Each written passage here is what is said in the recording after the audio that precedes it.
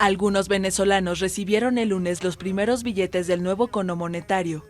Las nuevas notas de 500, 5.000 y 20.000 bolívares sustituirán al papel moneda de 100 bolívares, el de mayor circulación en Venezuela, que permanecerá vigente hasta el 20 de febrero. El presidente Nicolás Maduro afirmó en diciembre que sacaba el billete de 100 debido a mafias que lo acaparaban en las fronteras de Colombia y Brasil para desestabilizar la economía venezolana. El cambio era necesario dada la fuerte devaluación de la moneda local y una inflación de 475% en 2016, según el Fondo Monetario Internacional, la más alta del mundo.